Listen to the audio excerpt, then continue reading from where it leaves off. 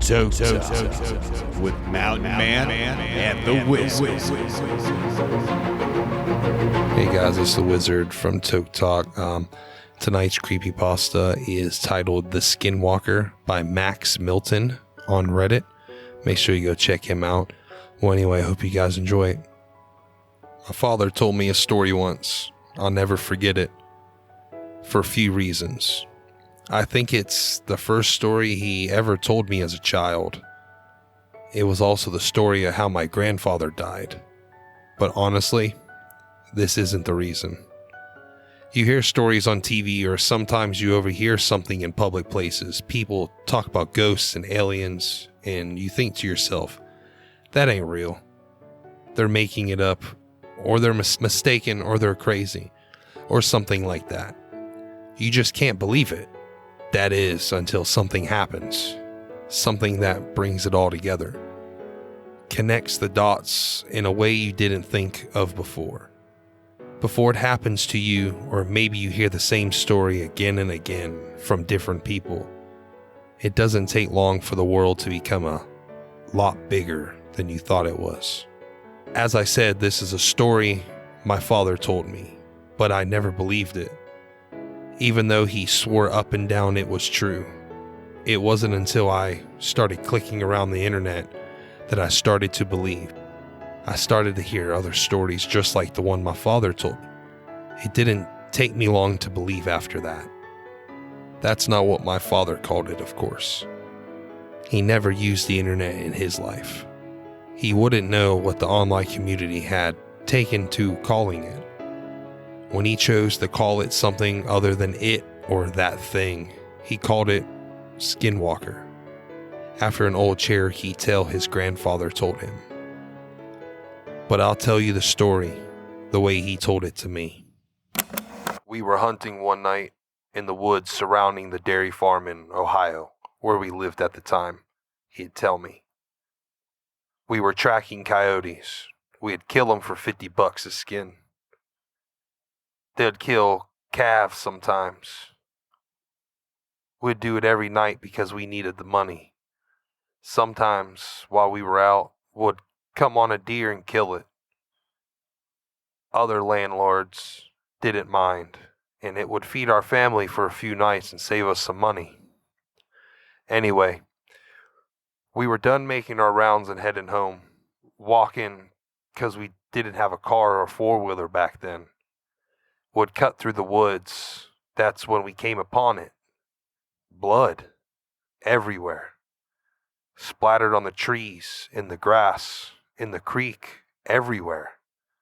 At first we figured it was a pack of coyotes. Would see how sometimes, when they weren't able to scavenge for whatever reason, they'd start hunting deer or cattle out of desperation. The worst was when they bred with feral dogs. But this wasn't like that. You see, when a pack of dogs, wolves, or coyotes attack something, they do it right. They'll pick off the one that's weak, sick, or old, or just small. They'll hunt it, draw it into a corner, someplace they can't get out, and they'll run it right into the biggest one, the alpha. And that deer will never see the alpha. It may hear it, but it won't see it. All of a sudden, its throat was torn out, and it dropped dead. It's quick, it's clean. That wasn't what happened here. Something I've came upon a group of deer. Coyotes wouldn't attack a group. Wolves wouldn't either. They'd get too much of a fight. There were three bodies just torn apart. You'd see a head or a torso here, a leg there. Predators don't do that.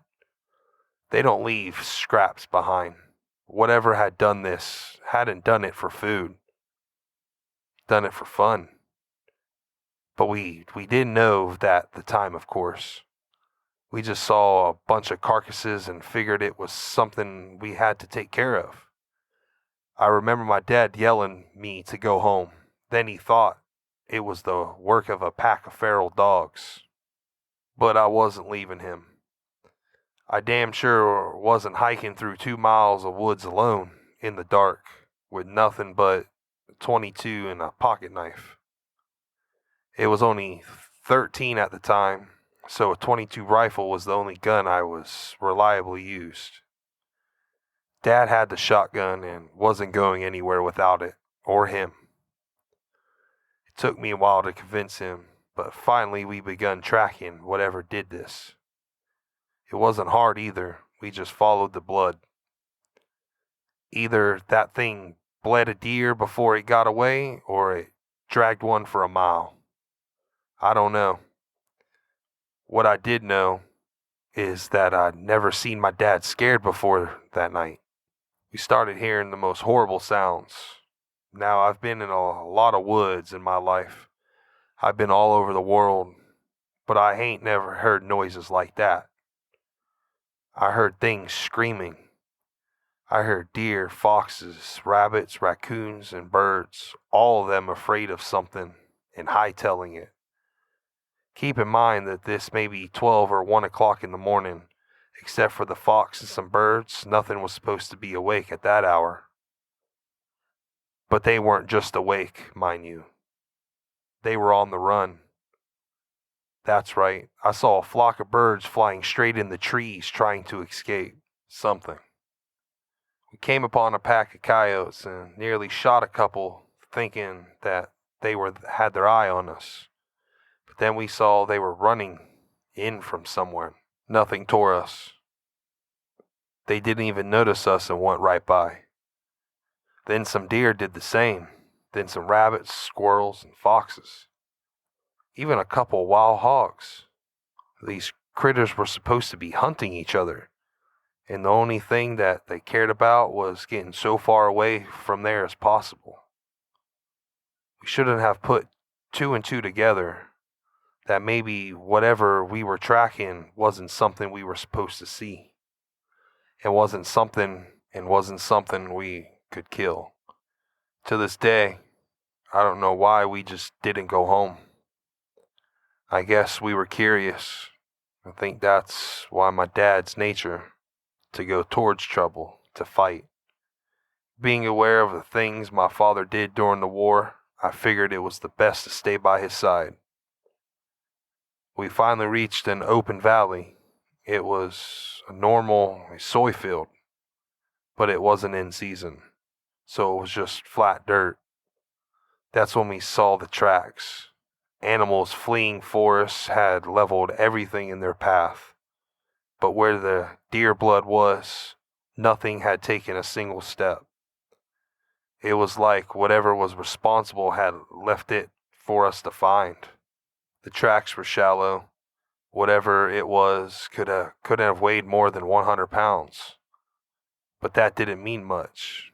A bobcat weighing 40 pounds soaking wet could tear out your throat if you aren't careful. The fact this thing was on the lighter side just meant it was probably quick and was going to be tough to hit. So we followed the tracks, and it didn't take us long to find out where they led. There was an old schoolhouse that sits on the top of the hill. Half of it has been ripped out by a tornado, but no one lived there, not for a long time. Sometimes we caught homeless people in there, or drug addicts looking for a safe place to shoot up. We figured maybe that's what it was. Maybe it was some sick kid riding a high, but we didn't think that for long. We got into within 50 yards, we heard a noise, sort of screech made of 2 different sounds. One was high-pitched, the other one was a low growl. It was making both sounds at the same time, if that makes any sense. We approached it to within 20 yards, and we heard another sound, different this time. I remember thinking it sounded like paper being torn apart while someone was swinging water back and forth in a bucket. Dad looked at me, knelt down, and whispered. He told me I had to stay behind him because we are about to corner our prey. Any animal will fight when it's cornered, especially a predator. But we can tell by the tracks that there's only one. He tells me it's probably a single feral dog, mostly rabid. The plan, he said, was to sneak up on it while I was eating, shoot it, then keep shooting it until it didn't move anymore, then slit its throat. And if it got to Dad, it was my job to shoot or stab it to get him off. So he walked up with me right behind him, just tad to his side, so I can see what it is. I wish to this day I hadn't. It was leaning over a carcass, tearing out its flesh, and throwing what it didn't nibble aside. There was blood all over the brick, glistening in the moonlight. It was pale white. It looked like a man, but not quite human. It had arms and legs like ours, but it sat like a monkey, hunched over. And its hands weren't normal. It had long fingers with claws at the end. So we saw that, and my dad hesitated. He wasn't about to fire at a person, so he cleared his throat to try and get it to turn around. I swear to God Almighty, all the noises just ceased in an instant. I ain't ever heard true silence before, and never again afterwards. But for 2 seconds, nothing made a noise. I mean nothing. This made it all louder when the thing turned around, made this shrill cry, and pounced on my dad. It was clawing at my dad, removing whole chunks of his flesh. It started on his torso, peeling back the skin on his chest. Then it moved up, tore out his throat, ripped his nose clear off, and gouged out his eyes. Then it scalped him and started digging in. I stood there, helpless, as it ripped off the bottom half of his jaw and the little bones in that tube in his neck, and then the ribs.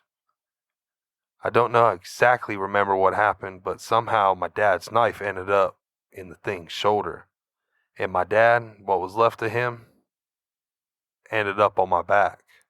I was running, and by God, going faster than I have ever ran before or after, and it was following me. I ended up back in the forest opposite the woods we started in.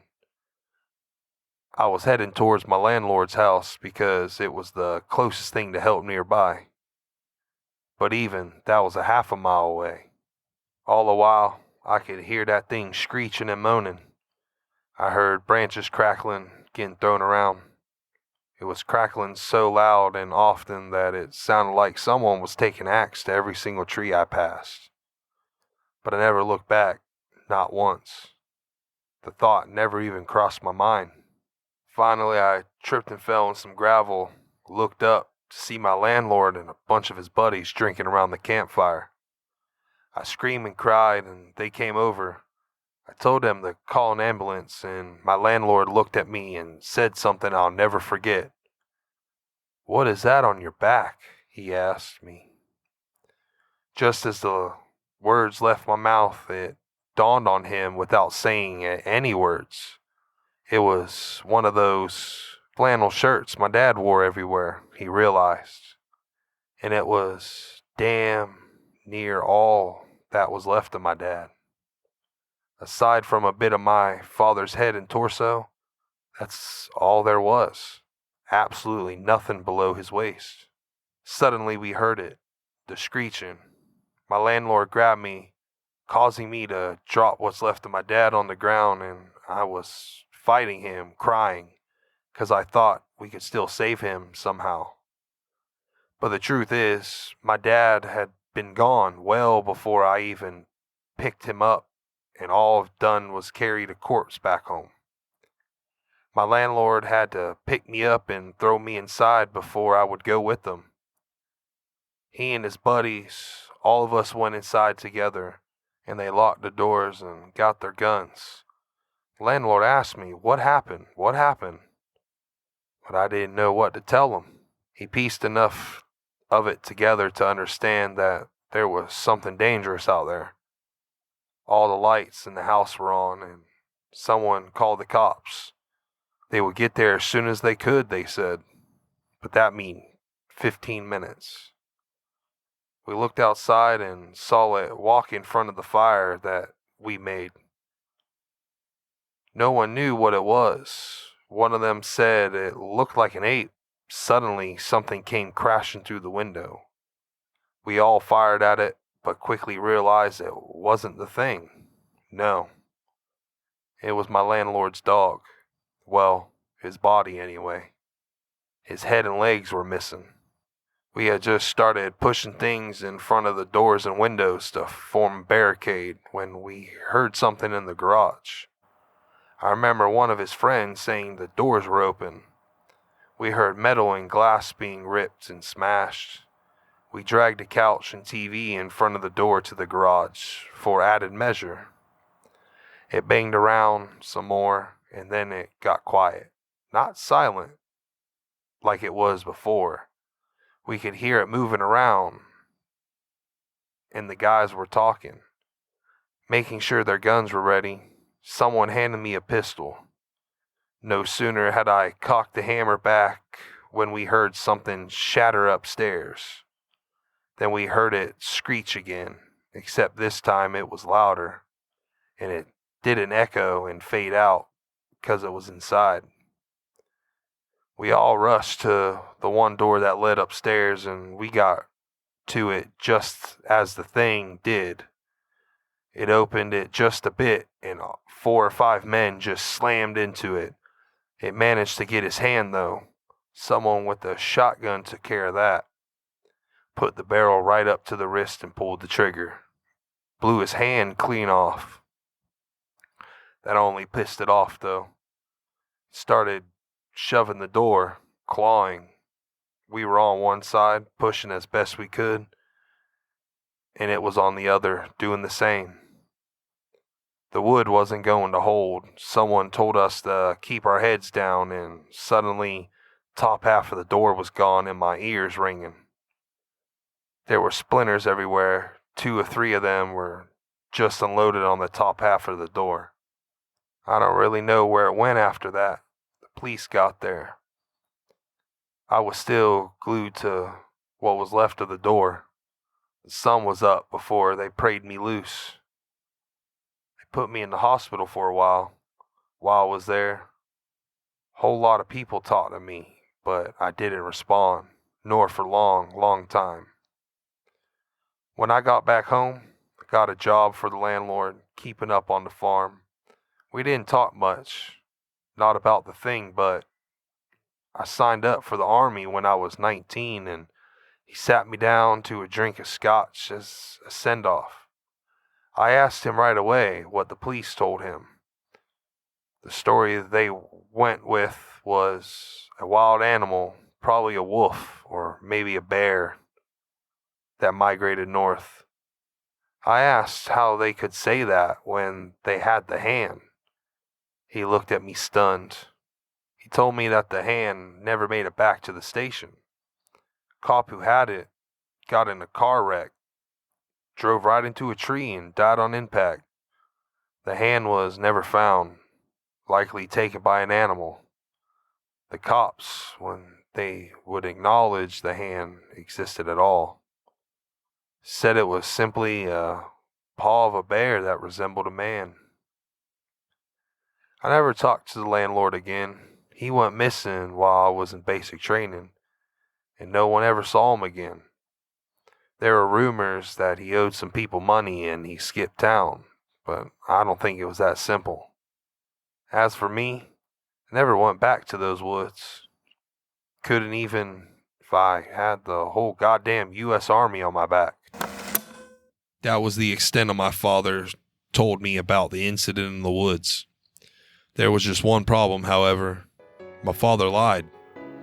When my mother died, I don't think my father felt he had anything left and that he might as well settle old scores.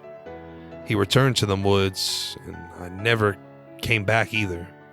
The FBI was called and they came out and put on a show for everyone involved, but I knew they weren't really looking. I had to get an agent drunk and slipped him a few 50s before he finally told me that they got a few calls, but those woods every year, but someone up and vanishing. But that was all he wanted to tell me before he got up and left with the rest of his team. He wrote the name down and had given the creature on a napkin. And of course, I didn't realize that's what it was at first. It wasn't until I put the words in a search engine online that I understood what they meant. Honestly, I would have rather not known. As it turns out, there are hundreds of stories just like my father's, and as well as photos and drawings of the thing. And through the details vary, everyone who has encountered it agrees on one thing. It's still out there, and there isn't a man on earth that can stop it. Thank you so much for listening to my creepypasta narration on the SkinWalker. Hope you guys enjoyed, and we'll have another one on Monday. And happy Father's Day out there for everybody that are fathers. Enjoy your day. Thank you. Remember, keep your tinfoil hats and your bowls close. Never know what may happen.